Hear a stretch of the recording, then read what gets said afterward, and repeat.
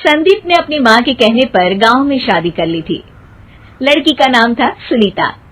माँ का कहना था एकदम मॉडर्न बहू नहीं होनी चाहिए, लेकिन उन्हें नहीं पता था कि गांव से आने वाली बहू सुंदर सुशील तो होगी और उसको गांव से बाहर भी निकाल लाएंगे, लेकिन उसके अंदर का गांव कैसे बाहर निकलेगा। शादी के कुछ दिन बाद, माँ टिफिन तो देना जरा। बेटा अब तो स्कूल नहीं ऑफिस जाता है, माँ से नहीं अपनी बीवी से टिफिन मांगा कर। ओके माँ।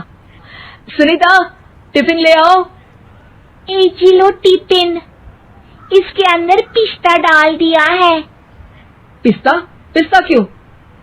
सास जी ने बोला था ना कि आपको पिस्ता बहुत पसंद है। ओहो, मैंने पिस्ता नहीं पास्ता बोला था, पास्ता। पास्ता? कहीं होता है पास्ता? अरे बेटी तू रहने दे, मैं बना दूंगी। अच्छा किया कि पाव भाजी बनाने का नहीं बोला, वरना किसी के पाव बना देती है। सुनीता को बुरा लगता है, लेकिन उसकी नादान हरकतें कम नहीं होती। ऐसे ही एक दिन, अरे तुमने ये क्या लगाया है? अरे आप वो फूस फूस करके लगाते हैं ना, वही। डियो? का दियो? किसको दियो? अरे वही ना जिससे खुशबू आती है। हाँ हाँ सही पकड़े हैं। अच्छा लेकर तो आना। कौन सा डियो लगाया तुमने? अभी लेकर आते हैं जी। संदीप की बात मानकर सुनीता अंदर से खुशबू वाला फुसफुस लेकर आती है। ओएमजी! ओएमजी मतलब ओ माय गणेश ना। अरे ओएमजी छोड़ो, ये खुशबू वाला फुसफुस की बात कर रही थी तुम? हाँ इसी की, फिर से सही पकड़े हैं। अरे देवी, लेकिन आप सही नहीं पकड़े हैं, ये डियो नहीं है। डियो नहीं है तो क्या लियो है? अरे ये रूम फ्रेशनर है, जिसको कमरे में छिड़कते हैं, खुद पर नहीं। कोई बात नहीं, माँ कहती थी आत्मा किराएदार है, शरीर एक किराए का कर्म। हम शरीर पे ये डाल लिए तो क्या फर्क पड़ जाएगा।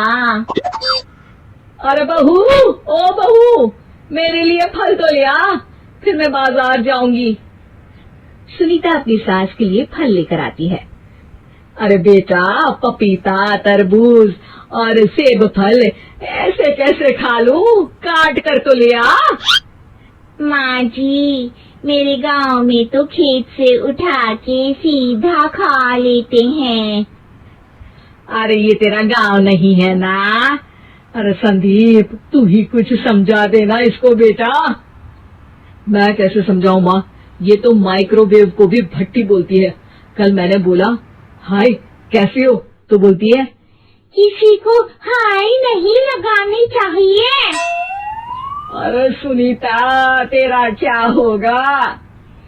अभी तो कैसे बताऊं माँ जी, अभी हम कुछ करेंगे फिर पता चलेगा क्या होगा, लड़का या लड़की। हे भगवान, कहाँ से आ गई है? रामपुर से जी, आप ही तो लेकर आए थे मुझे। अरे मुझे माफ कर दो।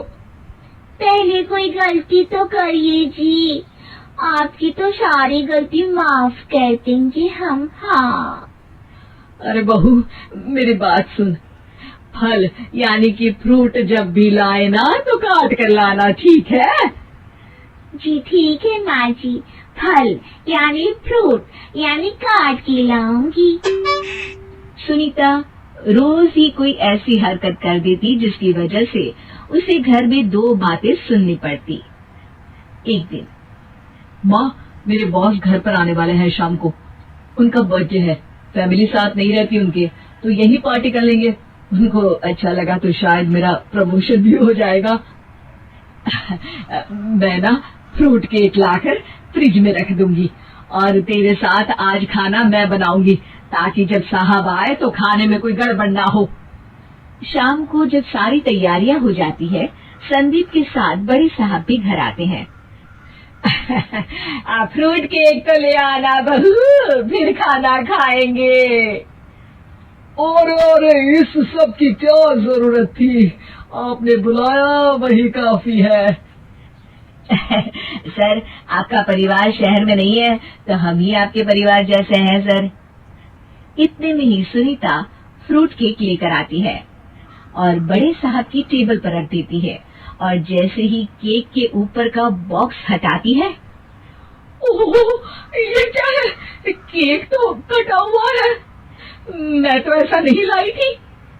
आप मुझे शाबाशी दे सकती है माँ जी, मैंने ही केक काट दिया। आपने कहा था ना, फल यानी फ्रूट यानी हमेशा काट के लाना, तो फ्रूट केक भी तो फ्रूट ही है ना, तो मैंने पहले ही काट लिया, हूँ ना मैं समझदार। अरे बहू, ये क्या किया? केक हमेशा वही काटता है जिसका जन्मदिन होता है। तुझे एक बात भी समझ नहीं आती, एक नंबर की बेवकूफ है। पूरा माहौल बिगड़ चुका था। संदीप को लगने लगा था कि साहब उसे प्रमोशन तो दूर की बात है, कहीं डिमोशन ना दे दे, लेकिन साहब बीच में ही बोल पड़ते हैं। अरे कोई बात नहीं, ये इनकी बेवकूफी नहीं है, इनका भोलापन है। बेटा आप कहाँ से हो? रामपुर गांव से। अरे वाह, गांव से? फिर तो आपके गांव में ताजे फल और सब्जियां मिलते होंगे। हाँ, सही पकड़े हैं, हम तो काटते भी नहीं, सीधा खा लेते हैं। मैं ना एक बार तुम्हारे गांव घूमने जरूर चलूंगा। क्यों संदीप, ले चलोगे ना? मुझे गांव घूमना बहुत पसंद है। बस फिर क्या था, संदीप और सास दोनों खुश हो गए, क्योंकि साहब को सुनीता ने गांव की बात करके खुश कर दिया था। अब संदीप का प्रमोशन पक्का था।